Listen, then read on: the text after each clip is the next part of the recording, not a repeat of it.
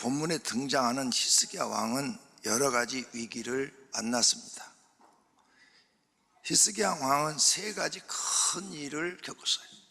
첫째는 아버지 죄로 나라가 망했습니다. 그 망한 나라를 이어받았어요. 그 저주가 자신의까지 내려와서 국가를 통치하는데 너무 어려워요. 돈이 없어요, 국가가. 그리고 군대도 없어요. 이웃나라가 쳐들어와도 방어할 힘이 없어요. 그래서 속국으로 아수르 나라의 조공을 바치고 살아요. 두 번째로는 조공을 바치는데도 아수르가 내려와가지고 모든 성을 다 점령해버리고, 그리고 예루살렘 성까지 포위하면서 항복하라는 거예요. 셋째는 이런 위기를 극복했는데 죽을 병에 걸렸어요. 의사들이 살리지를 못해요. 이렇게 히스기야는 일생에 살면서 큰 위기를 세 가지를 만납니다. 그런데 이 모든 문제를 히스기야는 자신의 힘으로서는 해결할 수 없어요. 자기 부대 신하들도 장군들도 백성도 해결해 줄 수가 없어요. 히스기야는 이 위기를 모두 극복하였습니다. 우리도 이러한 위기를 만나면 히스기야처럼 하면 됩니다. 그래서 오늘 히스기야가 위기를 어떻게 극복했는가, 그걸 배워서 성도님들도 꼭 그렇게 사용하시기를 바랍니다. 아버지 죄로 인한 저주가 내려와요. 아버지가 아하스 왕이에요. 아하스 왕이 우상 숭배의 죄와 정의와 공의를 버리고 불의를 행하고 악행을 했어요. 그래서 하나님이 그 나라를 저주해 버렸습니다. 제2계명에 하나님이 말씀했어요. 우상 숭배하면 질투하는 하나님인즉 나를 미워하는 자의 죄를 갚되 아버지로부터 아들에게 3, 4대까지 저주가 임한다고 말씀하셨어요. 그러니까 아버지가 우상 숭배를 했으니까 그 저주가 아들 히스기야 왕 때까지 내려오고 있는 거예요. 히스기야는 이것을 알고 철저하게 하나님 말씀을 지킴으로 아버지로부터 내려온 저주를 끊어버리고 축복으로 바꿔버립니다. 열왕기하 18장 3절에 히스기야가 그의 조상 다윗의 모든 행위와 같이 여호와께서 보시기에 정직하게 행하며 그가 여러 산당들을 제거하며 주상을 깨뜨리며 아세라 목상을 찍으며 모세가 만들었던 놋뱀을 이스라엘 자손이 이때까지 향하여 분향함으로 그것을 부수고 느스단이라 일컬었더라. 즉 우상으로 섬기는 것들은 다 때려 부셔버렸어요.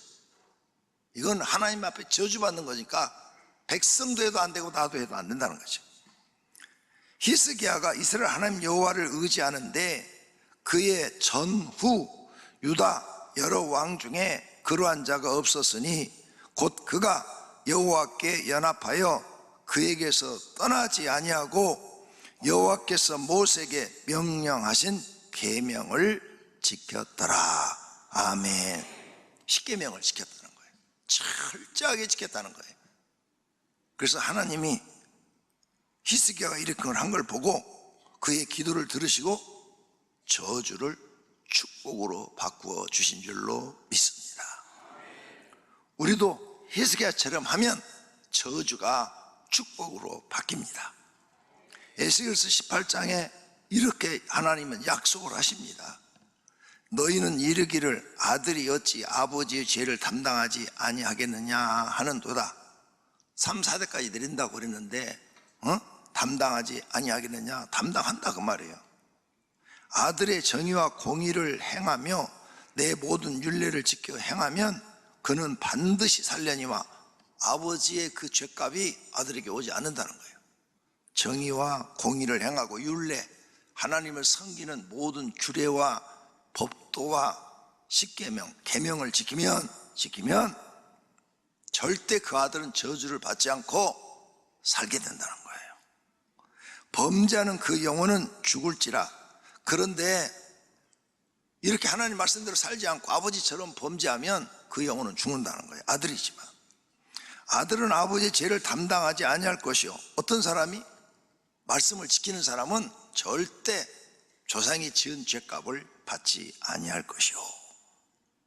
아버지는 아들의 죄악을 담당하지 아니하리니 의인의 공의도 자기에게로 돌아가고 악인의 악도 자기에게로 돌아가리라. 행한 대로 받는다, 그 말이에요.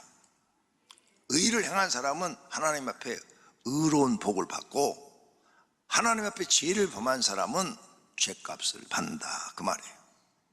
그러므로 부모가 무당을 했든 점쟁이를 했든 스님이 되었든 보살이 되었어도 살 길이 있습니다.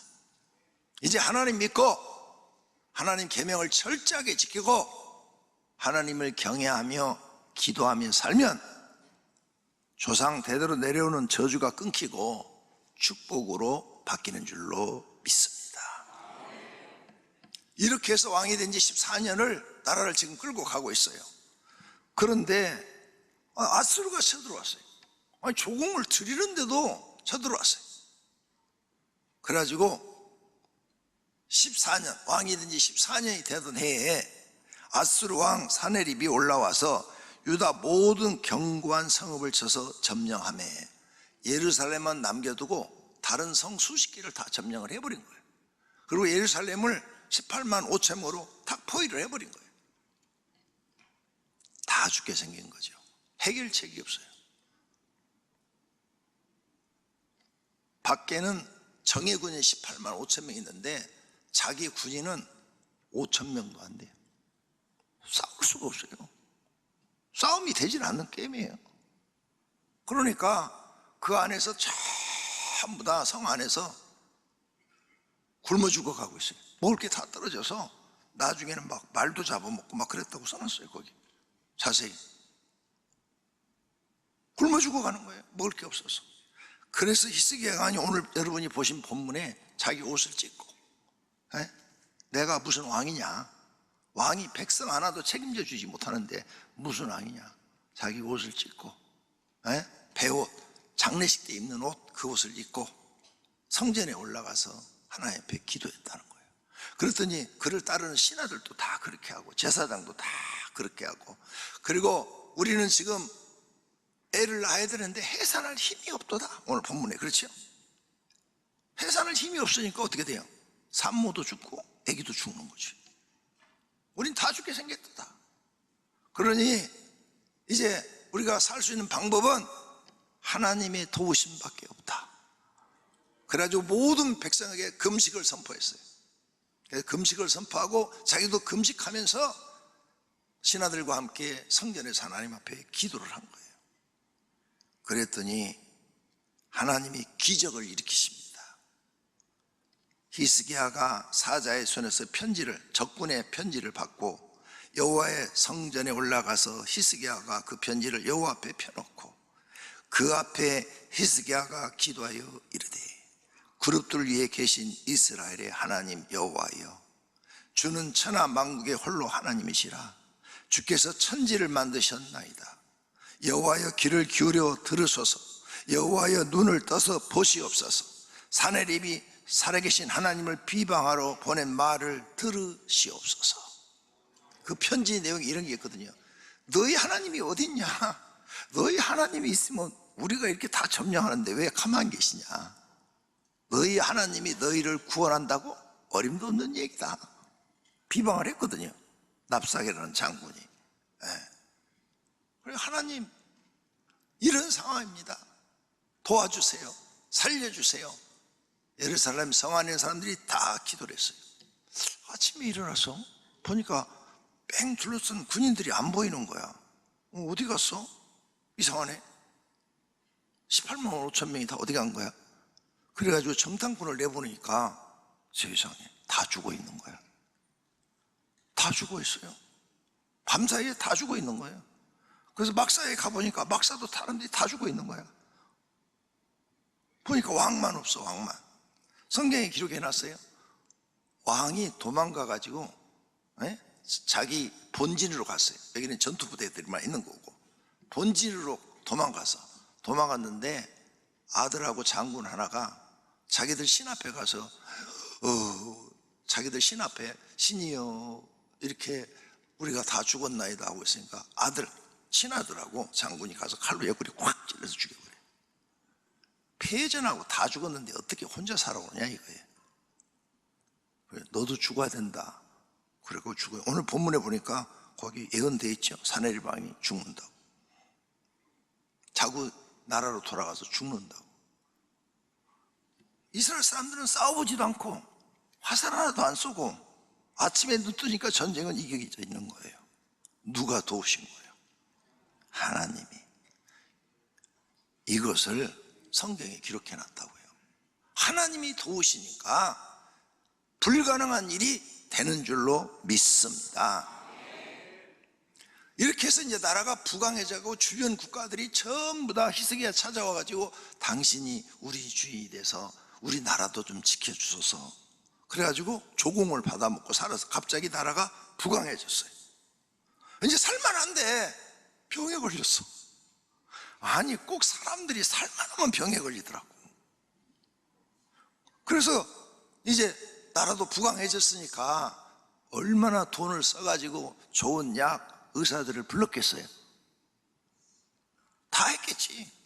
근데 못 고쳐. 낫지를 않아요. 더 심해지는 거예요. 그래서 이사야 선지자한테 물어봤어요. 내 병이 이번에 치료될 것 같습니까? 죽을 것 같습니까? 그랬더니 이사야가 기다렸다 하더니 왕이시여 하나님이 그러시는데 죽는다고 합니다. 준비하세요 그러는 거예요. 하나님이 죽는다면 죽는 거지. 응답받아서 알려주었어요. 근데 이 소리를 듣고 히스기야 왕이 살고 싶은 거야. 아직 젊어. 자기는 아직 젊으니까 살고 싶은 거야. 살고 싶어가지고 골방에 들어가서 하나님 앞에 기도하는 지금 내용이에요. 히스기야가 낫을 얼굴을 벽으로 향하고 여호와께 기도하여 이르되 여호와여 구하오니 내가 진실과 전심으로 주 앞에 행하며. 진실과 전심으로 행했잖아요. 계명을 지키고 우상 다 없애버리고 하나님만 섬기겠잖아요. 주께서 보시기에 선하게 행한 것을 기억하옵소서. 악을 행하지 않았어요. 하나님 말씀대로 통치를 했어요. 하고 히스기야가 심히 통곡하더라. 소리질러 울면서 기도했다 그 말이에요. 히스기야 왕은 왕의 신분인데도 하나님 앞에서 어린아이 같이 눈물과 통곡하면서 기도했어요. 그랬더니 하나님이 그의 믿음을 보시고 치료하여 주신 줄로 믿습니다. 기적이 일어났어요. 15년의 생명을 더 연장시켜 줬어요. 인생의 위기를 만났을 때 해결 방법을 배워야 합니다. 성도님들은 인생의 위기를 만났을 때 내 힘으로 해결할 수 없을 때 어떻게 해결하십니까? 히스기야는 3번 다 자기 힘으로 해결할 수 없는 문제를 하나님께 도움을 받아서 해결한 줄로 믿습니다. 하나님 믿는 사람은 하나님의 도움으로 해결하려고 해야 합니다. 이것이 믿음입니다.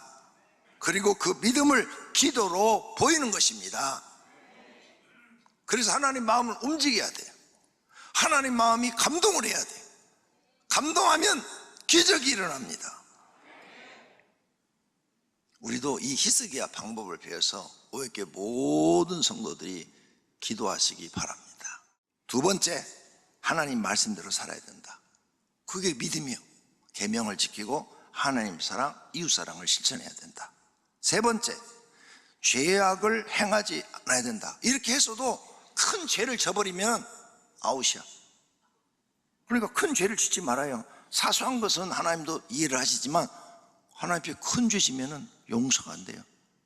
그러니까 큰 죄는 아예 질 생각을 하지를 말아요. 그 다음 육신적으로 할 일. 앞으로 실업자가 많아지니까 힘든 일 지금 하고 있어도 그만두지 말고 꾹 참고 열심히 일해라. 조금 있으면 더 구조조정이 들어가서 다 잘릴 것이다. 그래 나는 안 잘리고 일을 해서 수입이 그래도 어느 정도 있어야 내 가족 먹여 살리니까 일을 해라. 지금 노는 사람 앞으로 직장 구하기 더 어려워져요. 왜? 회사들이 다 망하고. 그런데 누가 사람을 써요? 그리고 돈이 있으면 금을 사 모아라. 큰 거 사지 말고 한 돈짜리 쓰기 편하도록, 사용하기 좋도록. 그래야 활용도가 높다는 거예요. 안 그러면 나는 그런 거 할 줄 모른다. 그러면 현금이라도 모아놔라. 그 다음, 소비를 줄여라. 낭비 줄여라. 여행 다니는 것도 줄여라. 물건도 꼭 필요한 거 아니면 사지 마라.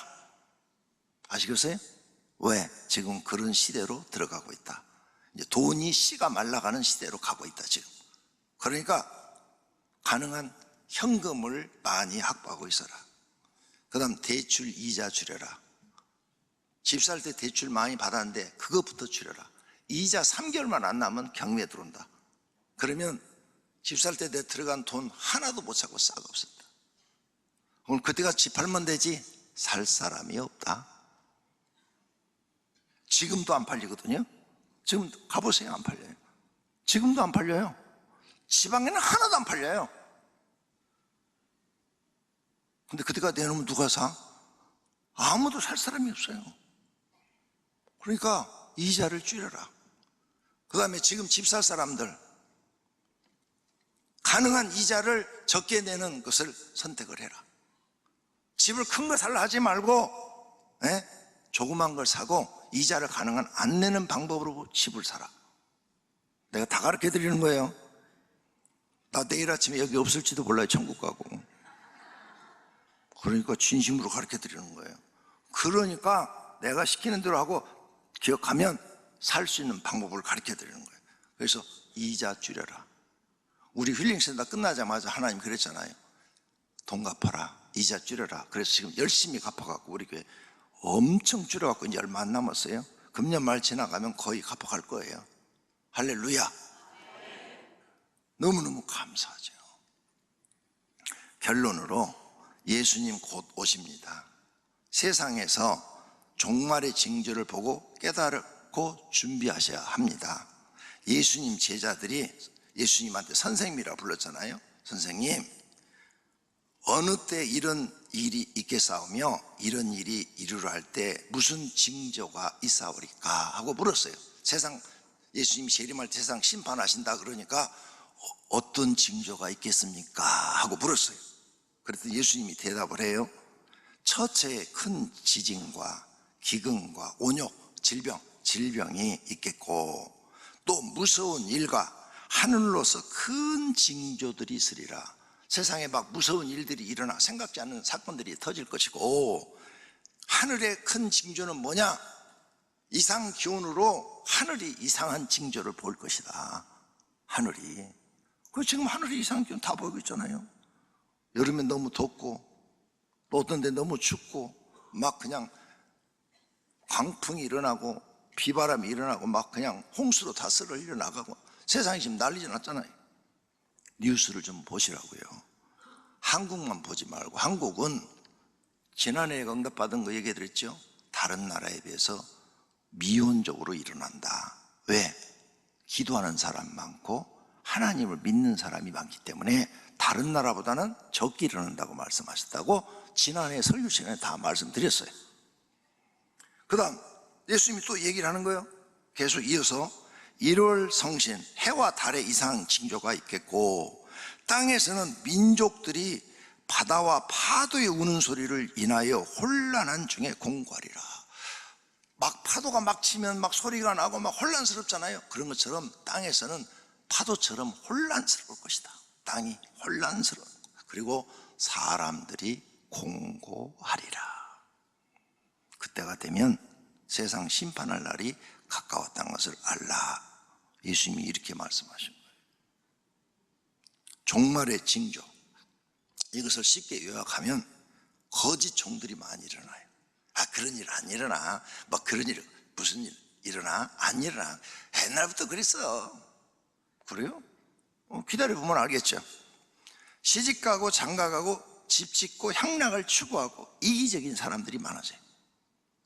지진과 홍수, 화산 폭발, 기근, 혼란, 전쟁이 생긴다 그랬어요. 이런 것이 많아지면 조심해야 되겠네. 정신 차리고 준비하시기를 바랍니다. 요한계시록에 하나님이 세상을 심판할 때 첫 번째 화 얘기를 하셔요. 계시록 6장에 7인 재앙이 떨어지는데 첫째 인을 떼니까 흰말이 나오고 모든 사람들이 이기심으로 바뀌는 거예요. 둘째 인을 떼니까 붉은 말이 나오고 모든 사람들한테 화평이 없어져 버려요. 코로나가 생긴 이후로 전 세계 사람이 화평이 없었어요. 마음에 화평이 없어졌어요. 그 다음 셋째 인을 떼니까 검은 말이 나오니까 식품과 물건값이 폭등을 해서 지금 온 세계가 물건값 폭등했습니다. 한국만 다른 나라에 비해서 조금 오른 거예요. 진짜입니다. 그 다음 넷째 인을 딱 떼니까 청황색 말이 나오는데 세상에 죽음이 많아지고 분쟁이 많아지고 전쟁이 많아지고 흉년이 들고 홍수가 들고 질병으로 사람들이 고생을 하고 짐승과 같은 사람, 겉은 사람인데 말과 행동하는 게 짐승만 또 못한 짐승과 같은 사람들이 많이 나오더라. 다섯째 인을 천사가 떼니까 교회가 핍박을 받고 순교자가 나오더라. 그래서 한 몇 달 전에 어떤 선교회에서 세계 지도 그린 거 보여드렸어요. 세계의 지도를 놓고 보니까요 깜짝 놀랐어요. 저도 지구의 4분의 3이 지금 기독교가 핍박을 받고 있어요. 우리 남한은 자유민주국가니까 종교의 자유가 있어서 지금 핍박을 안 받는 거야. 우리가 안 받으니까 모르고 있었던 거야. 그런데 지구의 4분의 3이 핍박을 받고 있더라. 중국도 선교사 다 쫓아냈어요. 인도도 선교사 다 쫓아냈어요. 그 다음 여섯째 번 인을 딱 떼니까 땅에서 큰 지진이 일어나고 화산이 폭발하고 큰 산이 무너지고 섬이 막 없어지고 자연재해가 아주 심해서 사람들이 다 놀리더라. 내가 볼 때는 이 다섯째까지는 이미 세상에 보이고요, 여섯 번째 것만 딱 떨어지면은 그 다음에 예수님 재림이에요. 바로 7장으로 넘어가. 그 다음이. 그런데 지금 여러분도 다 들었죠? 일본이 7월 말경에 큰 재앙이 일어난다, 지진이 일어난다 해갖고 일본 사람 뭐 30만 명이 죽는다 해가지고 다 도망 나오고 있어 지금. 다 일본. 중국도 7월 말경에 큰 재앙이 임한다 해갖고 중국 사람들도 다 도망가고 있어 지금. 문제가 지금 심각합니다. 한국은 아무 일이 없으니까 아주 조용한데, 그러니까 세계를 볼 줄 알아야죠. 그리고 성경은 지금까지 창세기에서 요한계시록까지가 예언서예요. 한 건도 틀린 게 없어요. 99.9% 맞았어. 그걸 여러분이 아셔야 돼요. 그 다음 여섯 번 인을 뗐을 때 그 성경 구절 징조를 보고 우리는 준비해야 되는데, 여섯째 인을 떼실 때 큰 지진이 나며 해가 검은 돌로 짠 상복까지 검어지고, 저 태양이 검게 변한다는 거예요. 검게. 왜? 하늘이 너무 시커매지니까, 구름으로 꽉 차서 비가 내린다든지 시커먼 구름이 꽉 차면 하늘이 안 보이죠. 검게 보이지. 이상 기온이 그렇게 생기는 거예요. 달이 온통 피같이 되면 핏빛으로 변하기도 하고, 하늘의 별들이 무화과나무처럼 떨어진다. 별이 진짜 떨어지는 게 아니라 이상 기온으로 별이 떨어지는 것처럼 땅에 재난이 생길 것이라는 거예요. 그 다음 하늘의 두루마리가 말리는 것 같이 떠나고 각 산과 섬이 제자리에서 옮겨진다고 그랬어요. 지각 변동에 의해서 막 옮겨지고 무너지고 없어지는 거예요. 이 사건이 뉴스에 나오면 여러분은 긴급한 상황이 발생한 줄 알고 정신 차리시기를 바랍니다. 성경 말씀을 듣고 깨닫고 준비하는 사람이 복 있는 사람입니다. 요한계시록 1장 3절 다 같이 읽겠습니다. 이 예언의 말씀을 읽는 자와 듣는 자들과 그 가운데 기록한 것을 지키는 자들이 복이 있나니 때가 가까움이라. 아멘. 모두가 복 있는 사람이 되기를 축원합니다.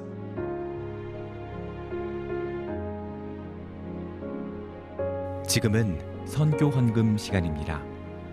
이 예배를 통해 삶 가운데 은혜와 회복이 충만하시길 간절히 기도합니다.